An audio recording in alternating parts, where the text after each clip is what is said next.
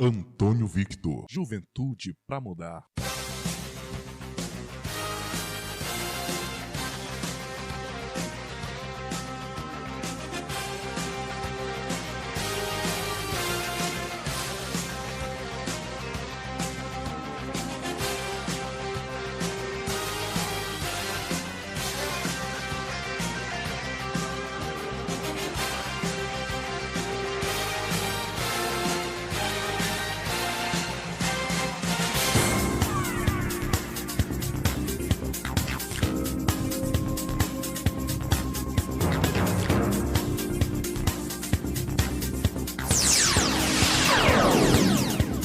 Antônio Victor.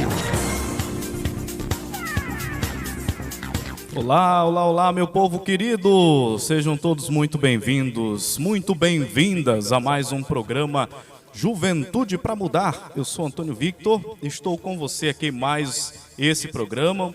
O programa Juventude para Mudar tem como finalidade a gente debater alguns temas importantes aí no campo da política. Eu sou Antônio Victor. Tá, esse é um programa que é dedicado para a gente fazer debates dessa natureza. Lembrando que nós estamos aí com um programa ao vivo no Facebook, Antônio Victor Oficial, tá? E também estamos no podcast Juventude para Mudar, lá pelo Spotify, pelo Google Podcast, pelo Rádio Public e pelo Anchor FM. Também estamos lá no iTunes, certo? Então é um programa que tem sido aí bastante acompanhado pelas pessoas por meio dessas plataformas digitais. Também está lá no meu site, certo? www.antoniovictor.net.br. Está também disponibilizado lá no meu canal no YouTube, Antônio Victor TV. Eu sempre digo que quando um pré-candidato está propondo ideias para concorrer às eleições, é muito importante que a população pare para ouvir, para analisar as propostas, o que ele está realmente colocando para a sociedade, porque a política ela é debate, ela é discussão, tá? A política não é um projeto pessoal. Tá? A pessoa, um bom político, uma pessoa que realmente deseja trabalhar pelo povo, não acorda do dia para a noite dizendo assim, hoje eu vou ser político. Não é assim.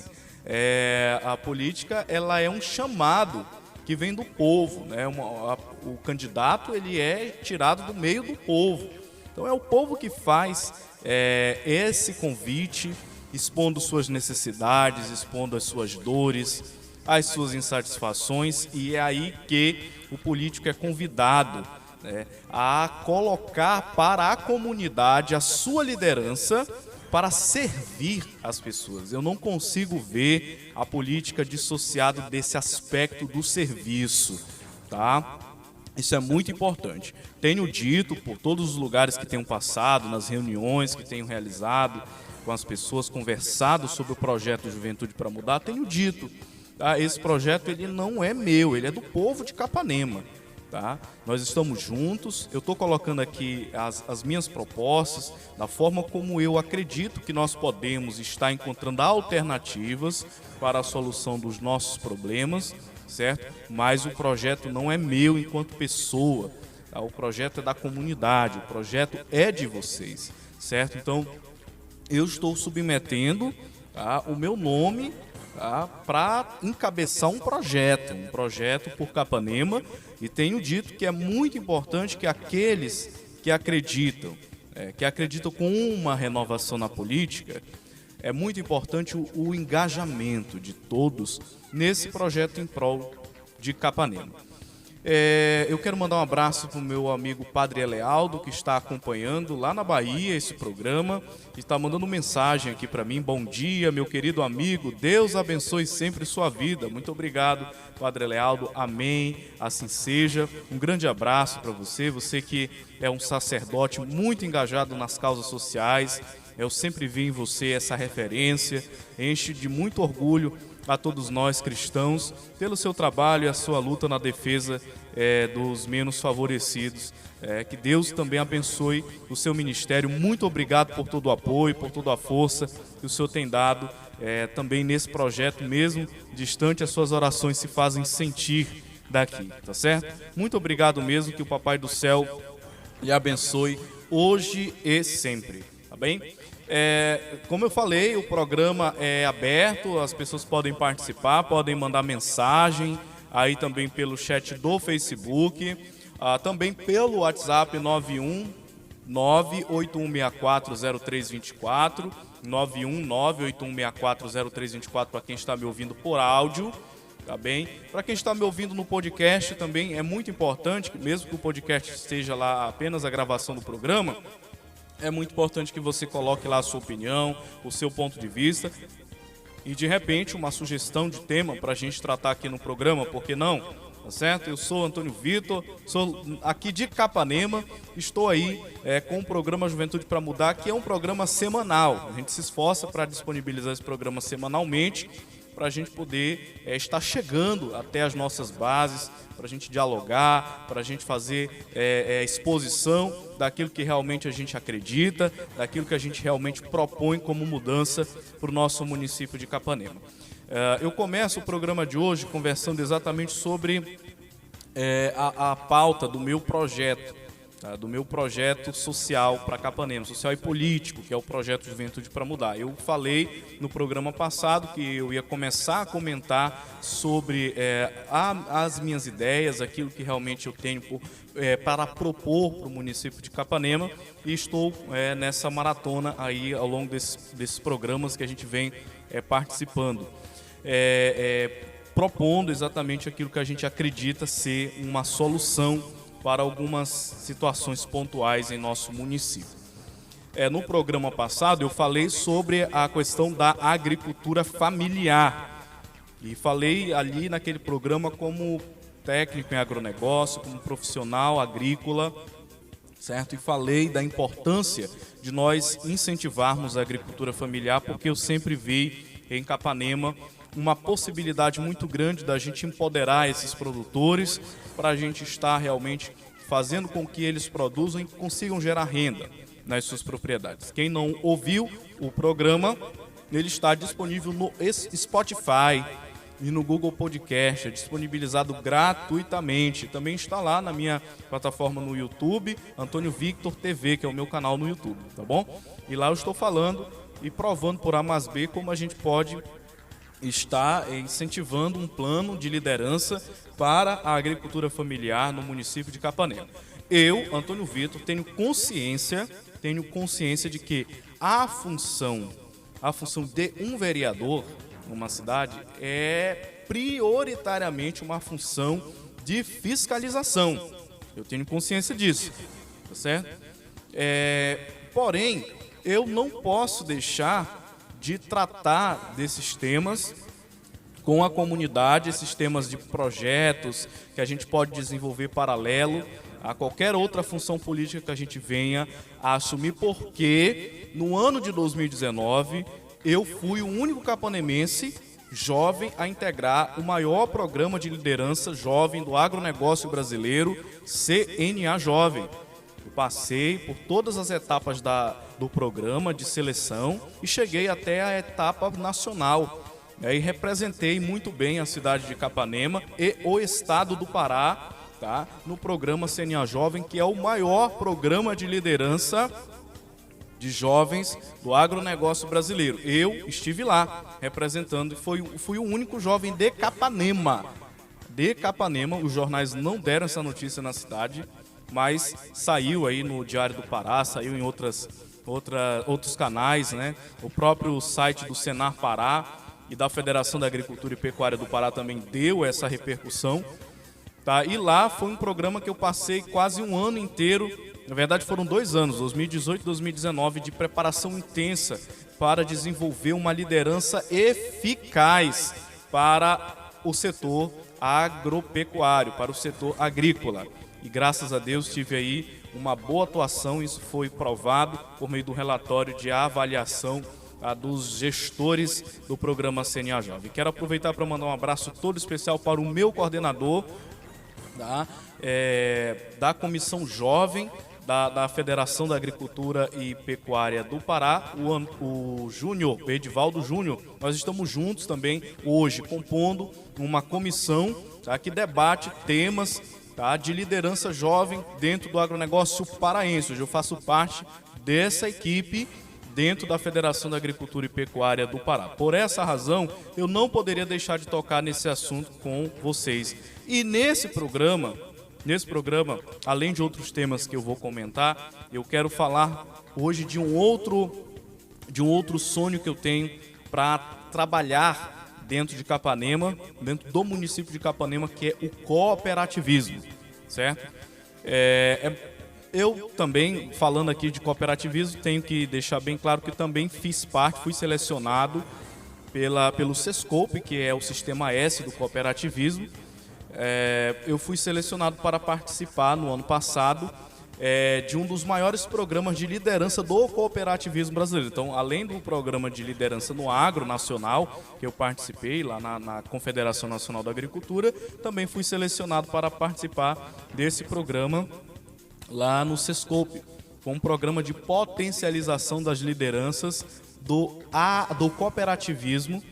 E ali fui representando a minha cooperativa da qual faço parte, que é o Sicredi, tá bem? Que é uma cooperativa financeira. Digo de passagem que esses programas não são fáceis da gente ser selecionado. São programas onde o processo seletivo é muito rigoroso, tá? Por quê? Por que é rigoroso? Porque essas entidades, elas gastam muito para oferecer um programa de capacitação e por essa razão precisam contratar empresas especialistas em recrutamento para colocar os candidatos certos, onde o recurso que é recolhido dos contribuintes seja investido em pessoas que realmente possam trazer resultados para o setor. E por que esse foco na juventude? Porque eles encontram na juventude um potencial de renovação e principalmente pela juventude estar antenada com as novas realidades hoje que vêm sendo debatidas no mundo em decorrência dessa mudança que nós estamos passando de era. Mudança de era, né? Nós estamos vivendo uma mudança de era, diga-se de passagem, tá? E aí eu acredito no cooperativismo. Por quê? Por que eu acredito no cooperativismo brasileiro? Porque eu não consigo ver o desenvolvimento de nenhuma região, não consigo ver que esse desenvolvimento seja alcançado de maneira isolada, tá bem? Eu não consigo. Então a palavra cooperação quer dizer que pessoas se unem para trabalharem juntas em prol de um objetivo comum, certo? Pessoas se unem para trabalhar em prol de um objetivo comum. Isso é cooperação, tá? Então, o que eu vejo é que hoje, grande parte da crise social, política e econômica que o Brasil vem enfrentando diz respeito a uma atitude, a um comportamento que nós temos adotado muito assim, repleto de individualismo. Então, nós temos tratado as questões da política, da economia, das nossas relações sociais que acontecem no dia a dia, nós temos tratado muito com base na ótica do individualismo. Somos nós que queremos, muitas vezes, querer tirar vantagem em cima do outro, queremos ganhar mais que o outro, tá? E essa lógica, essa era uma lógica do mundo da década de 80. Uma lógica, por que da década de 80? Porque devido às grandes guerras que precederam a década de 80, as pessoas cresceram em um mundo onde tudo era muito difícil. Então, as pessoas lutavam para sobreviver, porque tudo era muito difícil. Então, lutavam, tá, individualmente, porque eles queriam sobreviver. É tanto que a gente chama a década de 80 como a era do sobrevivencialismo. As pessoas lutavam para sobreviver. Com o passar dos anos, esse modelo de sobrevivência começou a apresentar muitos problemas, aumentando principalmente o que conhecemos pelo nome de desigualdade. Então esse modelo de querer crescer o bolo para depois repartir, que inclusive foi um modelo replicado pelos regimes militares no Brasil, esse modelo trouxe muitos problemas sociais. O maior deles, a desigualdade, tá? Onde uns tinham muito, outros tinham pouco, tá? Esse modelo já provou que não funciona, crescer o bolo para depois repartir, porque depois que o bolo está grande, ninguém quer repartir o bolo. Quem tem mais quer sempre mais, e quem não tem nada acaba ficando com menos ainda. Isso não é uma questão que diz respeito à ideologia partidária, isso é uma questão social. Qualquer partido, hoje, seja ele de direita ou de esquerda, precisa debater o dilema da desigualdade, porque eu acho que o que a gente tem que combater na sociedade hoje é muito mais do que uma questão ideológica.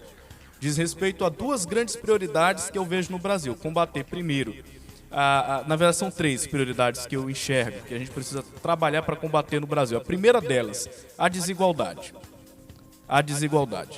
A segunda delas é o preconceito. A gente precisa combater no Brasil, tá bom? E a terceira grande coisa que a gente precisa trabalhar para combater no Brasil é a corrupção, tá bom? Essas três coisas são as três grandes demandas que eu consigo enxergar na sociedade brasileira, e você não precisa debater bandeiras partidárias, porque eu penso que se realmente a sociedade chegasse a um ponto de maturidade suficiente, enxergaria que esses problemas, eles independem de bandeira partidária. A corrupção, por exemplo, ela independe da bandeira partidária. Ela continua acontecendo, independentemente do partido que está no poder. Por essa razão que o historiador Leandro Carnal diz uma frase que para mim tem muito impacto: não existe político corrupto com sociedade honesta, tá? Porque a corrupção hoje é uma questão cultural no Brasil, não é uma questão partidária. E também não é uma questão política. Eu já venho esclarecendo isso em vários programas, tá bom? Mas isso para explicar do porquê eu acredito que o cooperativismo precisa ser trabalhado em Capanema. Você não ouve falar de cooperativismo em Capanema. Não escuta falar disso. Capanema não é uma cidade que tem tradição cooperativista. Eu, ano passado, por conta do programa Somos Líderes Sescope, que eu participei, que é um programa gerido pela Organização das Cooperativas do Brasil, junto com o Sescope, que é o Serviço Social do Cooperativismo, eu tive a oportunidade de visitar vários estados brasileiros, conhecendo em cada um deles a realidade do cooperativismo e o cooperativismo em suas mais diversas vertentes. Tá? Só para esclarecer, o cooperativismo não é ONG, o cooperativismo é um modelo econômico, certo? Muita gente que não conhece o cooperativismo pensa que o cooperativismo é assistencialismo social. Não é. O cooperativismo ele é um movimento de pessoas que se unem economicamente por objetivos comuns. E, portanto, uma empresa cooperativa precisa gerar o que a gente diz assim, receitas, para que possa dividir tudo que ela tem de lucro com aqueles que participam do negócio. Isso é o cooperativismo, tá? A Lei 5764, tá, de 79, se não falha a memória, fala muito bem da natureza, tá, do sistema cooperativista e como ele se organiza no Brasil. E os números do cooperativismo no mundo? Por que ele é tão importante para o mundo?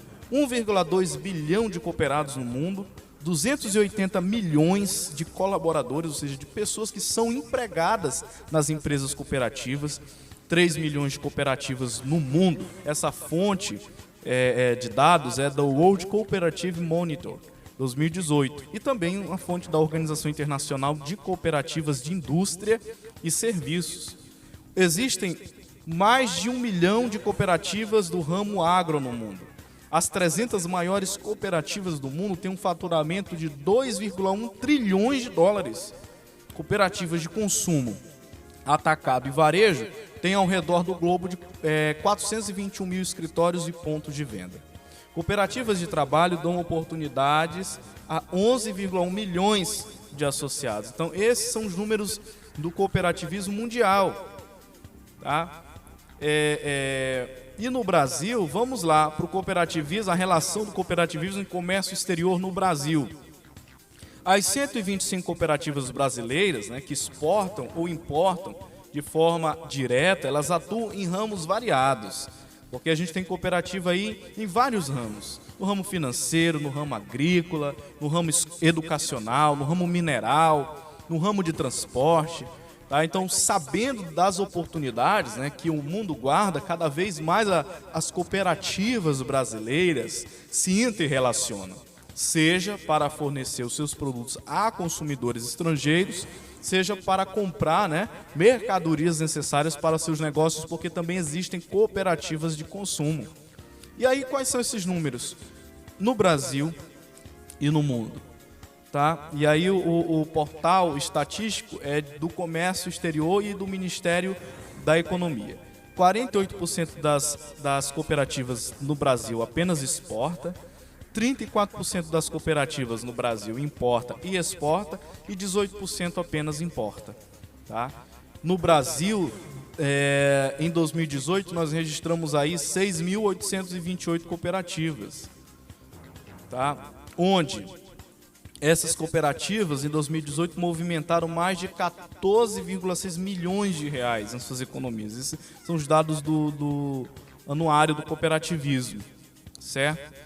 E o número de empregados, quantas pessoas o cooperativismo emprega no Brasil? 425,3 mil pessoas, tá? Onde dessas pessoas, 48% são mulheres e 52% são homens. Esses dados são extraídos aí do IBGE. Tá? E quais são os ramos do cooperativismo no Brasil? Nós temos o ramo agropecuário, o ramo de consumo, o ramo de crédito, educacional, cooperativas especiais, que são para pessoas com necessidades especiais. Temos cooperativas habitacionais, cooperativas de infraestrutura, cooperativas minerais, cooperativas de produção, cooperativas de saúde, de trabalho, de transporte e de turismo e lazer. Esses são os ramos do cooperativismo no Brasil. Por que eu estou falando de cooperativismo no programa de hoje? Estou falando exatamente porque todos esses números indicam que o cooperativismo é saída para a solução do problema econômico que muitas cidades têm. Você chega numa cidade como Capanema, você se depara com um alto índice de desemprego. Capanema tem problema para absorção de mão de obra. Porque o mercado de Capanema, um mercado que é muito focado no comércio, tá? Ele não consegue absorver a mão de obra. E quando consegue, paga valores ainda muito abaixo das funções. Hoje você vê pessoas com um nível superior ganhando salário equivalente ao que era no passado a uma função de nível médio, o que a gente chama de precarização do trabalho. Tá? Então, há uma grande quantidade de jovens que não têm onde arranjar emprego. E não é só jovens, não. Quanto mais a idade avança, pior fica a questão de acesso ao emprego. Uma outra saída que a gente tem observado em Capanema é o empreendedorismo. Só que nós esbarramos no empreendedorismo com uma outra dificuldade. Faltam programas de apoio ao pequeno empreendedor. Ainda ontem eu conversava com uma senhora que vende comida ali na Avenida Barão de Capanema e ela me relatava as dificuldades que ela tem de ter acesso à política de crédito, de orientações também. Então tudo isso atrapalha o crescimento do empreendedorismo, porque um cidadão que ingressa no empreendedorismo sem planejamento, sem consultoria adequada, sem um programa que capacite essa pessoa para o exercício dessa função profissional de maneira autônoma, ela terá muitas dificuldades ao longo do processo. E em Capanema, se você observar, o índice de empresas que fecham as portas é muito alto.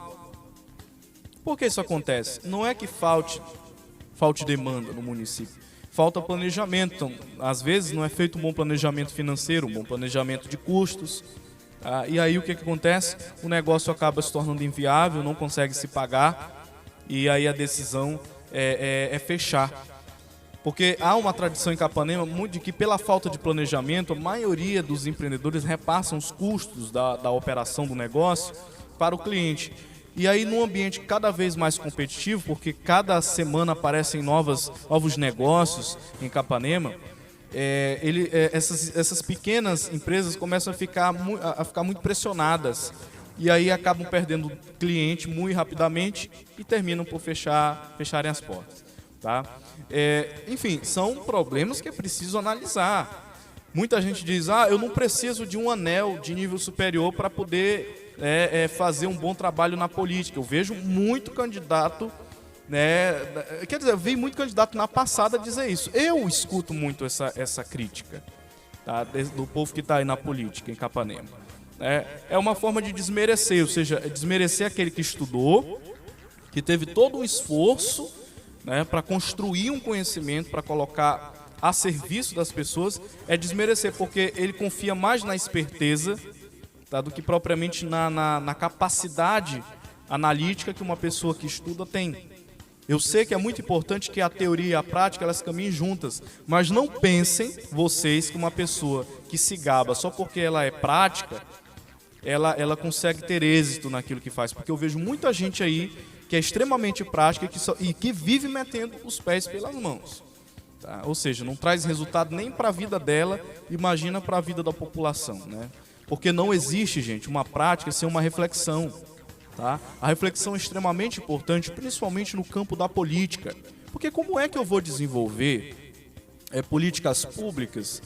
Como é que eu vou desenvolver um projeto, um programa social, se eu não tiver uma clara compreensão do problema que eu estou enfrentando? Se eu não tiver munido de informações, se eu não entender de comportamento social, para poder entender para que lado é que está indo a curva, tá, do problema que eu estou analisando, não é impossível. É por essa razão que a maioria, no caso dos vereadores, opta pelo assistencialismo. Porque para eles é mais rápido, é mais fácil, não existe reflexão da parte deles. Eles vão lá, dão o que a pessoa quer, e aí, garantindo só o que é necessário para eles se reelegerem, tá bom demais. Tá? Então, uma coisa eu venho percebendo que após esse momento que nós estamos vivendo, de pandemia, se a população for inteligente e for capaz de fazer uma síntese, ter pelo menos um mínimo de razoabilidade, a população vai se dar conta que após essa pandemia, a realidade do mundo é outra. Tá?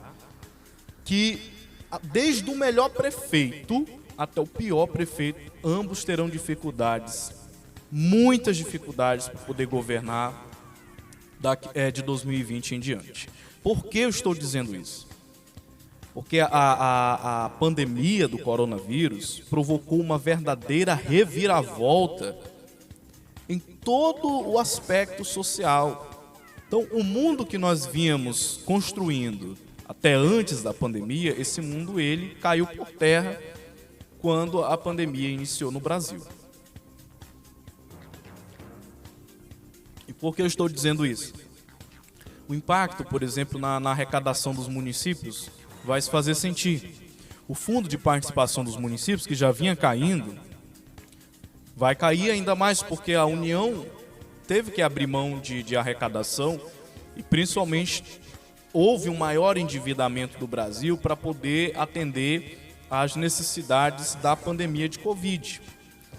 Tá? A economia, meus queridos amigos e amigas, é uma ciência que ensina para a gente que os recursos são escassos. Para quem acha que o Brasil tem dinheiro de sobra, não tem. Na sua casa não tem dinheiro de sobra, imagine no Brasil. Não tem. Os recursos, todos os recursos econômicos, isso aí é a grande máxima da teoria econômica, são escassos. Tá? E aí haverá uma necessidade de políticos cada vez mais capacitados para o exercício da função. Cada vez mais capacitados. Esse modelo de político espertalhão, que se gaba aí, porque vem há anos desenvolvendo esse sistema sistema político baseado na esperteza, esse modelo vai cair por terra, queira a população ou não.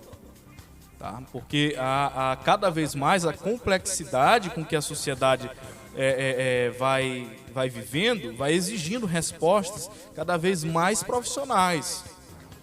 E esses políticos que estão aí não estão à altura não estão à altura dos problemas sociais do século XXI, porque a cabeça deles é uma cabeça de política de 3 décadas passadas.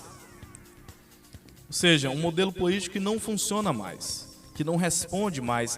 Pode até atender no curto prazo a necessidade das pessoas, mas o resultado, depois, faz sentir na vida da população, tá? Então, claro que eu também não estou dizendo que o fato de uma pessoa ter nível superior quer dizer que ela tem competência. Já falei agora há pouco que a importância de ter um equilíbrio entre a teoria e a prática é extremamente importante, porque eu conheço muita gente que vive aí num mundo de Alice, né? Que vive das suas próprias ideias, sabe demais, mas não sabe praticar, não sabe colocar em prática. Então é muito importante esse equilíbrio entre teoria e prática, tá? Mais uma vez insisto, eu tenho consciência que a função de um vereador é a fiscalização, tá? E claro, para exercer esse papel, o vereador tem que ter competência técnica, precisa ter competência intelectual, tá? Mas também estou querendo esclarecer esse fato para dizer assim, isso não pode ser desculpa para que o vereador também não desenvolva um projeto ou articule com outras partes mais competentes projetos ou ações que visem melhorar setores da sociedade. Tudo isso que eu estou debatendo com vocês aqui, tá, eu estou sabendo das dificuldades que a gente tem. A gente tem também dentro da política, porque também não é tudo assim, um passe de mágica, né? Porque o cidadão foi eleito, que agora ele está com a super varinha de condão e ele vai só tocando nas coisas, as coisas acontecendo. Não, é fruto de muita luta. Mas o que eu estou querendo deixar de forma mais evidente para você que me ouve, você que me assiste, é exatamente da importância que existe em você avaliar corretamente os seus critérios de escolha política, para não comprometer o futuro da sociedade. Recentemente eu conversava com um colega meu sobre essas situações, né? E ele me colocava exatamente do anseio que ele tinha por ver uma melhoria na cidade onde ele vivia. Porque são vários os municípios brasileiros que apresentam esse baixo índice de empregabilidade, a juventude vive sem perspectiva. Outro dia também tive uma conversa muito legal com um ex-aluno meu, o Sidclay Manuel, que inclusive sempre escuta aqui o podcast, sempre participando lá pelo WhatsApp, e ele dizia sobre a inquietação que ele tem em relação aos dilemas éticos que Capanema enfrenta. E aí eu fiz uma pergunta para ele provocativa, né? Dizer, por que você acha que as pessoas acabam se rendendo à corrupção na política? E falo não apenas do ponto de vista do político, mas também do cidadão que vende, tem coragem de vender o voto. Ele dizia, olha professor, eu vejo que é uma questão de puro egoísmo, porque as pessoas só pensam em si, tá? E realmente ele tem razão. Tem razão porque se você for analisar, o cidadão que vende o voto só está pensando nele, no benefício que ele vai ter. E o político que compra quer ganhar a todo custo, portanto só pensa nele. No final, nessa equação aí, ninguém pensou no coletivo. Ninguém pensou em ninguém, só pensou em si mesmo, né? Então, eu falo essas coisas aqui porque a minha função também, como professor, e não dá para viver alheio a isso, também é educar, é formar. Então, todo o conteúdo que é produzido por esse trabalho, por essa liderança, por esse projeto, é um conteúdo que tem a finalidade também de educar politicamente as pessoas. Porque a gente vê que a grande angústia que o Brasil vive é o problema da ignorância. Eu vejo muita gente falando do que não entende. Recentemente aí eu vi um debatezinho que as pessoas empreenderam nas redes sociais falando sobre a questão do mesário. E aí eu gostaria muito de deixar essa opinião aí de forma muito, muito pontuada para você que me escuta e você que me assiste. Muita gente dizendo assim, os fundos eleitorais dos partidos são gigantescos. Por que não paga os mesários com esse dinheiro do fundo eleitoral? Tá? Para quem entende do sistema político brasileiro, como eu que fui jornalista político por muito tempo, ainda sou, que não deixo de cobrir a política, e na verdade esse é o meu maior carro-chefe dentro do jornalismo, é economia e política. O que eu observo? Mais uma vez, o câncer da ignorância política imperando. Por que, meu povo querido e amado? Por que os mesários não são pagos com recursos do fundo partidário? Porque os mesários, eles representam a parcela da sociedade civil dentro do processo eleitoral. E o que isso significa? Reflitam bem comigo. Se os partidos começarem a pagar os mesários, haverá brecha para se desconfiar da lisura do processo eleitoral. Porque o mesário, ele está ali voluntariamente, tá? Ele está ali cumprindo, tá, o seu dever cidadão, de participando de forma mais ativa nas eleições, tá? E por essa razão, isso garante também com que essas pessoas fiscalizem o processo eleitoral. Porque senão, os partidos começarem a colocar pessoas lá dentro, pagando pessoas lá dentro, haverá, a gente conhece bem o perfil do brasileiro, né? Haverá manipulação e haverá muitas brechas, aumentando o risco, tá, de fraudes no processo eleitoral. Então não tem como defender uma ideia dessa. Uma ideia dessa é completamente absurda. Não estou dizendo aqui que a pessoa tem que viver só de amor pela pátria. É importante amar a pátria. Inclusive, no dia 7 de setembro, me manifestei, né, defendendo a questão do patriotismo. Não é o patriotismo burro, da pessoa que diz que é patriota, mas, na verdade, é um troglodita, porque defende ideias arcaicas e cada vez mais aberrantes. Isso não é esse tipo de patriotismo que a gente quer.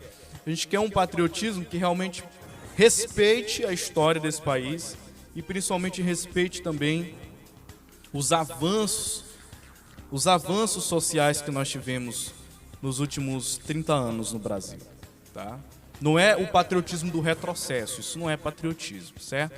Então, meus queridos, comentando essa questão dos mesários, é dessa forma que, analisando bem o sistema político brasileiro, eu não poderia deixar de colocar isso a título de esclarecimento para vocês que me escutam, certo?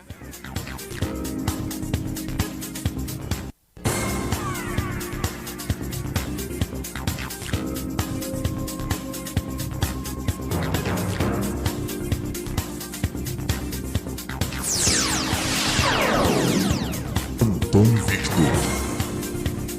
Isso aí é o programa Juventude para Mudar. Hoje o programa está esticado. É muita coisa para comentar. Eu passei aí a semana passada sem apresentar o programa e, portanto, tem pauta acumulada, né? Eu peço até desculpas pela duração. Geralmente esse programa tem duração de 20 minutos. Mas é o espaço que eu tenho para a gente conversar, olho no olho, né? Você que está me acompanhando aí pelo Facebook, um grande abraço. Aí você que está ouvindo também pela Rádio Folha 390, um grande abraço. A Rádio Folha é 100% online, tá? Diga-se de passagem, porque a gente sabe que a lei eleitoral proíbe o uso de emissoras de concessão pública, tá? Que é as emissoras de AM e FM, né? Por que o candidato é proibido de falar nesse período em emissoras de AM, FM, emissoras de televisão? Porque o espaço da frequência é um espaço de concessão pública. Então as rádios, por mais que elas sejam privadas, sejam educativas ou comerciais, ou mesmo rádios públicas, todas elas concorrem a um processo de licitação, tá, para ter direito do uso da frequência, que é propriedade, tá, da União. Então, por essa razão que pensando na questão da igualdade de oportunidade, tá, e de condições de concorrência, é que a Justiça Eleitoral proibiu a utilização dessas emissoras por parte dos pré-candidatos para evitar, né, uma desigualdade no processo de concorrência, tá? Porque vocês sabem que a maioria das emissoras hoje estão na mão de grupos políticos e de gente muito poderosa, Então é por essa razão que essa lei existe aí para tentar equilibrar essas relações. Só que com a mini reforma política, os meios digitais ficaram liberados. Então a gente pode usar dos meios digitais, respeitando a ética, respeitando a integridade, não divulgando fake news, certo? E também cumprindo aí as leis que falam sobre os direitos e deveres dos pré-candidatos. Então, o programa é veiculado ao vivo pela Rádio Folha 390, porque a rádio é online, a rádio não é FM nem AM, tá? Ouve quem quer, não é obrigado a ouvir.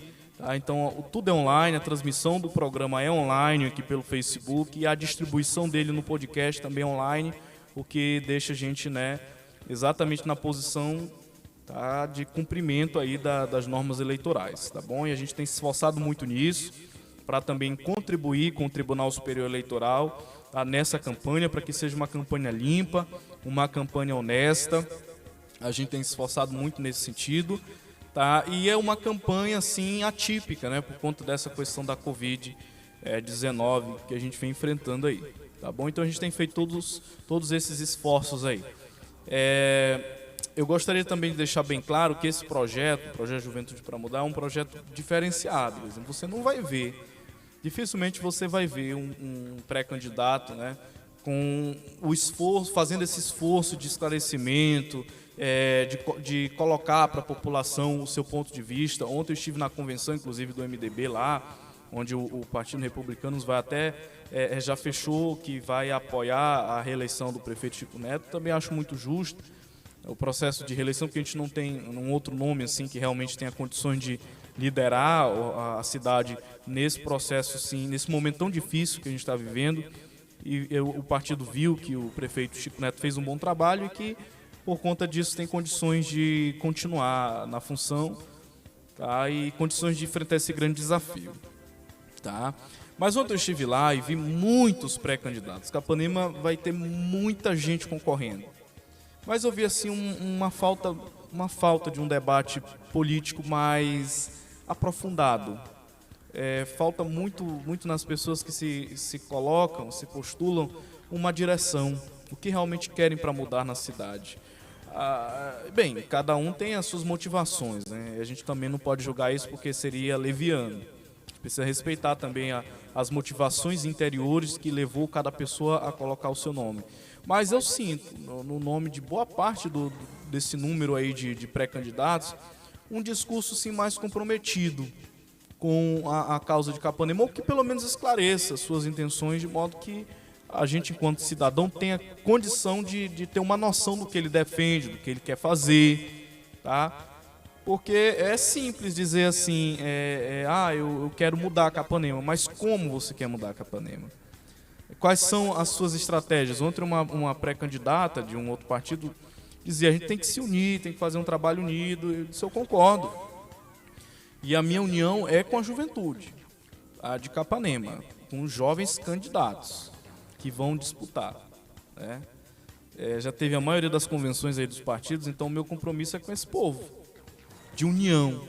Eu sei que tem muitos em outras chapas, em outras legendas, mas a gente precisa firmar um grande pacto realmente pela cidade, porque do jeito que está não dá para ficar. Tá? Não dá para você continuar garantindo esse crescimento que Capanema está tendo com essa visão de política da década de 80. Eu venho insistindo nisso e vou continuar falando isso, independentemente do grupo que o meu partido decida apoiar. A gente precisa pensar nas pessoas. Tá? E a gente vê que também há casos que muita gente se aproxima do processo eleitoral para usufruir de benefícios pessoais.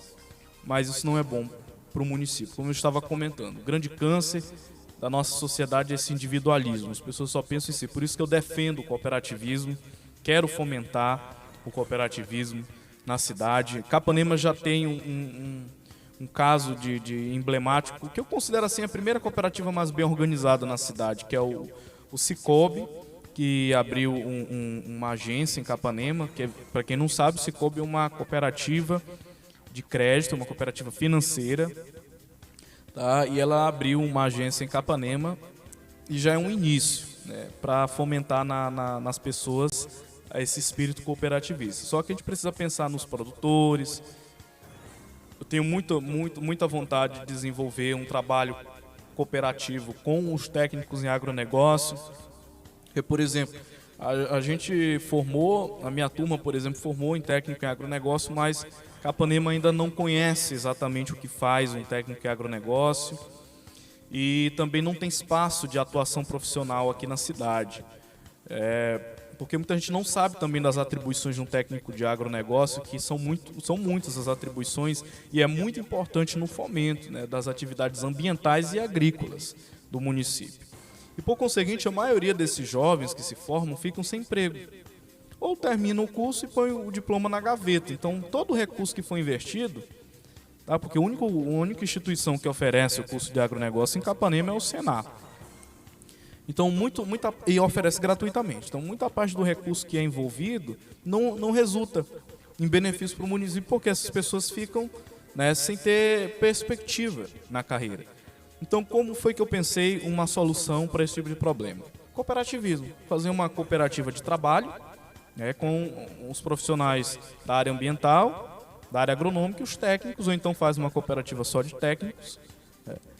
E aí essa cooperativa terá força para poder concorrer, por exemplo, a processo de licitação, a lutar também para a inclusão nos processos de concurso público da função, tá? Porque no último concurso que Capanema teve, por exemplo, eu estava analisando que para as funções, para os cargos, né, da Secretaria de Agricultura, não havia ali possibilidade de um formado em agronegócio ocupar as funções, e sendo que o profissional, o diploma sai como profissional de agronegócio, mas a lei que regula a função profissional do técnico em agronegócio é a mesma lei do técnico agrícola. Inclusive, nós temos como conselho de classe o Conselho Federal de Técnicos Agrícolas, do qual eu também faço parte. E a nossa profissão é regulamentada e a gente pode assinar projetos de crédito rural, projetos ambientais e uma série de coisas que a lei do técnico agronegócio prevê. Então, muitas vezes pelo desconhecimento dessas prerrogativas que amparam o profissional, ele acaba perdendo esse horizonte e acaba não investindo na profissão. Isso resulta que em Capanema falta mão de obra na área técnica, né? Mesmo com a UFRA também formando o pessoal de agronomia, o pessoal das áreas de ambientais, mas ainda o campo de trabalho na área agronômica e ambiental é enorme.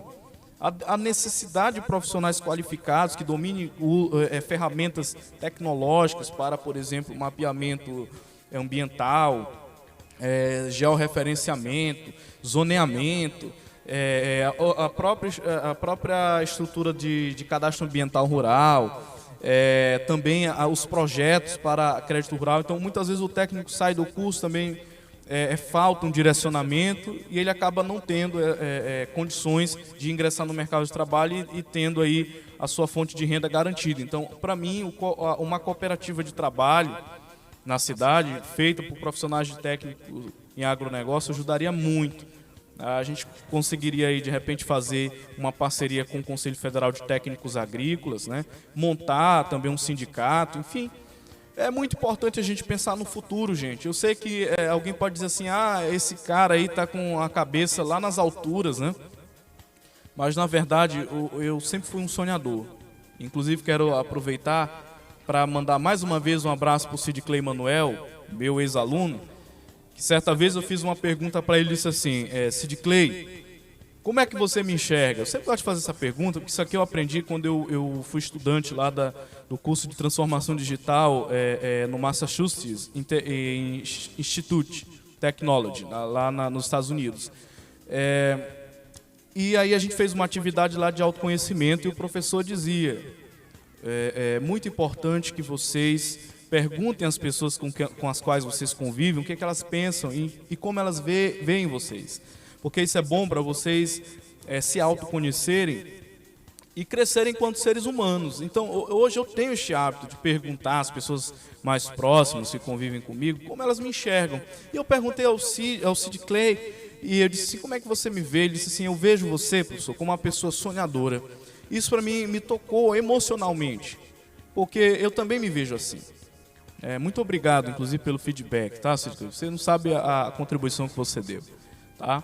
Então, eu sou realmente uma pessoa sonhadora, eu vejo as coisas pequenas, eu enxergo elas grandes porque eu vejo o potencial.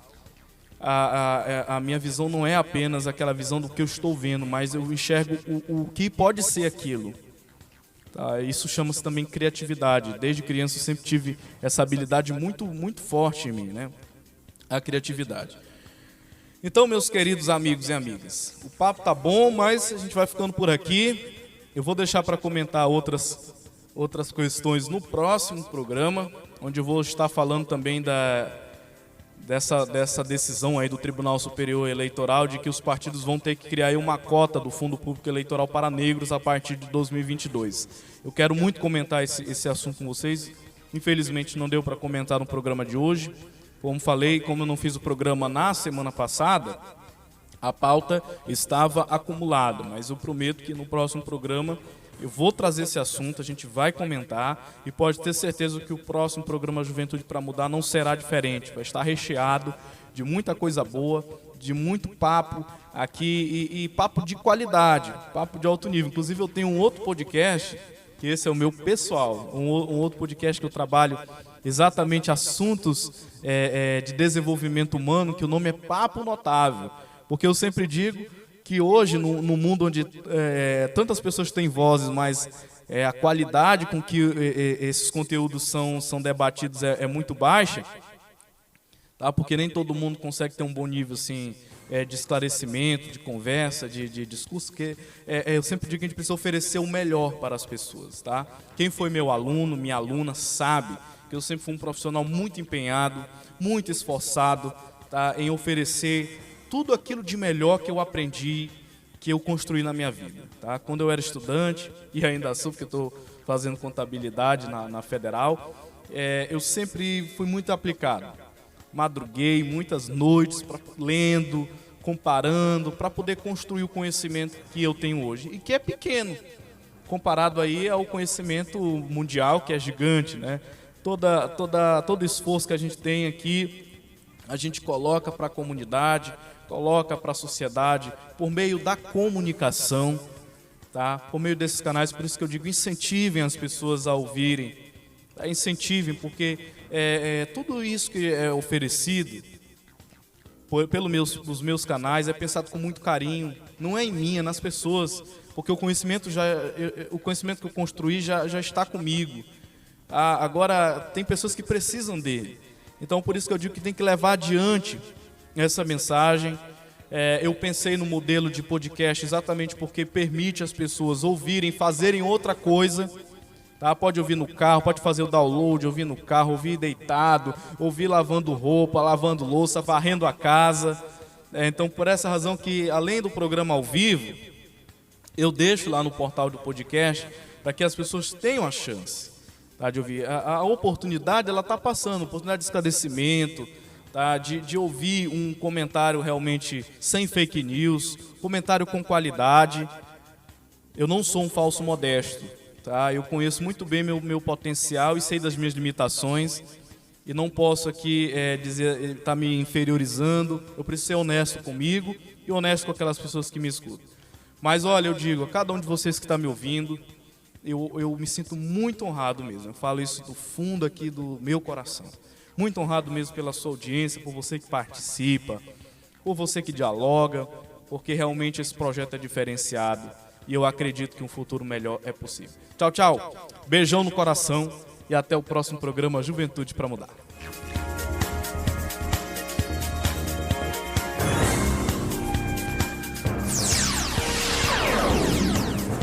Antônio Victor.